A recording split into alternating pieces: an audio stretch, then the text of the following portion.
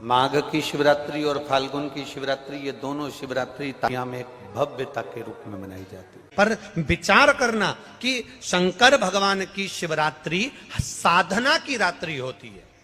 शंकर भगवान की शिवरात्रि एक आराधना की रात्रि होती है।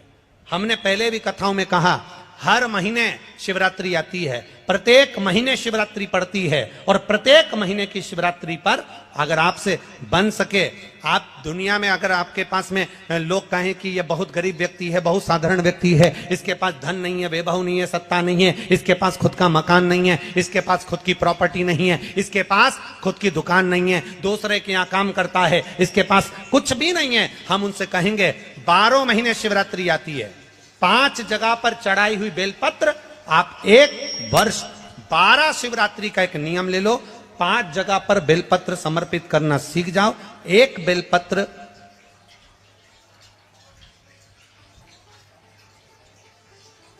ये शिवलिंग, ये जलाधारी, बहुत ध्यान से देखना, ये चरण जहां से जल नीचे गिरता है, गणेश जी का स्थान, कार्तिकेय जी का स्थान, यह हस्तकमल, माता पार्वती जी का हाथ हस्तकमल, शिवलिंग, भगवान शंकर का स्थान। ऊपर से जो एक एक बूंद जल शिवलिंग के ऊपर गिर रहा है, शंकर भगवान की 5 बेटियां, जया, विषहरा, शामरीबारी, दौतली, देव। बीच में जो एक मोटी सी लाइन है वो शंकर भगवान की छोटी लड़की, क्या नाम है? अशोक सुंदरी। ये पूरे शिवलिंग का वर्णन। 5 जगह पर बेलपत्र, 5 स्थान पर बेलपत्र, 12 महीने की शिवरात्रि। आप दूसरे के यहाँ काम कर रहे हो, नहीं है नौकरी, नहीं है काम, दूसरे के मकान में रह रहे हो, खुद का मकान भी नहीं, खुद का प्लाट भी नहीं, खुद की प्रॉपर्टी भी नहीं, बहुत संघर्ष की जिंदगी जी रहे हो, ठेला धका रहे, लॉरी चला रहे, गाड़ी चला रहे, ऑटो चला रहे, अपने लिए करने का प्रयास करना। घर में जितने सदस्य हैं, 12 महीने शिवरात्रि आती है, एक बेलपत्र अशोक सुंदरी वाली जगह पर, डंडी का मुंह नीचे की ओर। दूसरी बेलपत्र माता पार्वती जी के हस्त कमल पर, ये 2 पत्ती जो होती है, इस पत्ती के 2 भाग शिवलिंग के बीच में हो। तीसरी बेलपत्र भगवान शंकर के शिवलिंग पर, डंडी का भाग आपके विपरीत दिशा में हो, विपरीत दिशा। चौथी बेलपत्र भगवान शंकर का जहां से जल बहकर जाता है, जमीन पर जो जल बहता है, जमीन पे से जो जल बहकर जाता है, चौथी बेलपत्र उस जमीन के जल पर जहां से वो पानी बहकर जा रहा है, पूरे शिवलिंग को छोड़कर जहां से पानी जमीन पर बहकर जा रहा है उस स्थान पर। और 5वीं बेलपत्र नंदी का जो पांव ऊपर उठा हुआ है, उस पांव के पास में 5वीं बेलपत्र समर्पित करना। एक शिवरात्रि से लेकर 12 शिवरात्रि जो 1 वर्ष तक कर लेता है, 1 वर्ष अपनी कड़ी मेहनत के साथ में मेहनत पूरी करना। और ये 5 बेलपत्र हर महीने जो शिवरात्रि आती है उस पे समर्पित करना प्रारंभ कर दीजिए और मेहनत करना प्रारंभ कर दीजिए। आपको आपके कर्म का फल मिलेगा। साल भर के अंदर आप अच्छे बनकर बैठ सकते हैं। आज की चढ़ी हुई बेलपत्र, आज का चढ़ा हुआ गेहूं का दाना, गेहूं का दाना, जिसका मकान नहीं बन रहा, प्लाट नहीं है, खुद का मकान नहीं है, खुद की जमीन नहीं है, खुद का फ्लैट नहीं है, खुद का कोई साधन नहीं है, बहुत संघर्ष की जिंदगी जी रहा है और चाहता है कि मुझे कुछ मिले। आज प्रदोष, शुक्रवार का प्रदोष और शुक्रवार की ही शिवरात्रि, प्रदोष शिवरात्रि बहुत विशेष मायना रखती है। दुनिया के लोगों को भले वो लग रही होगी कि केवल शिवरात्रि है, उसको समझिए। आज के दिन शंकर भगवान पर चढ़ी हुई बाली, बाली जानते हो, गेहूं के दाने की बाली होती है, गेहूं के दाने की बाली।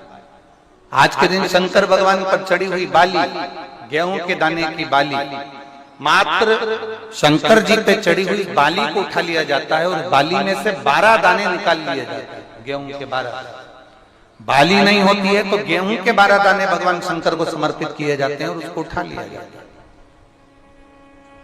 आज से प्रारंभ होता है तो 12 दानों में से आज प्रथम शिवरात्रि को मानकर उसमें से एक दाना शंकर को चढ़ा दिया जाता है, 11 दाने रख लिए जाते हैं। प्रत्येक महीने आने वाली शिवरात्रि पर एक दाना शंकर भगवान को अशोक सुंदरी वाले स्थान पर समर्पित करना प्रारंभ कर दो।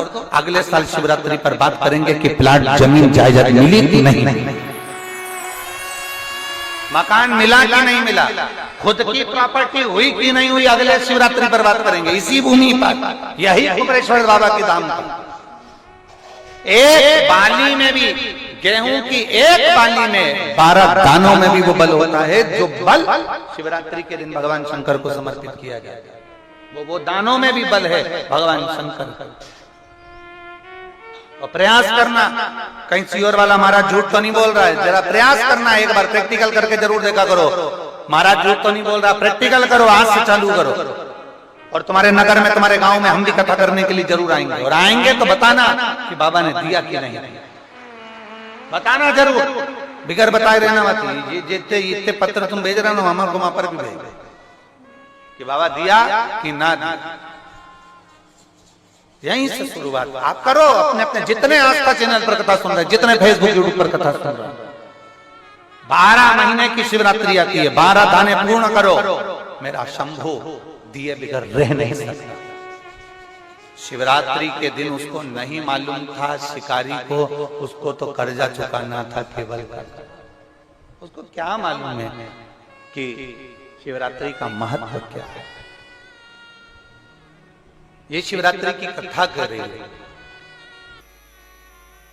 वो शिकारी ऋणी है, वो शिकारी कर्जे में लतालूम है, वो कर्जे में डूबा। लोग कहते हैं शिवरात्रि के दिन भगवान शंकर के पूजन का इतना महत्व क्यों।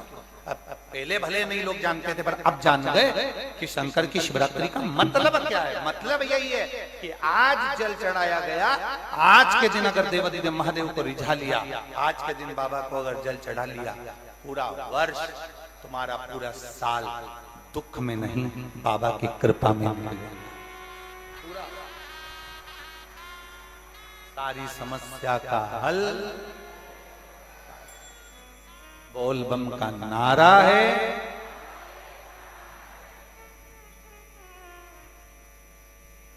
कोई जल्दी बनता है, कोई लेट बनता है, और शिव को जल चढ़ाने वाला एक दिन सेठ जरूर बनता है।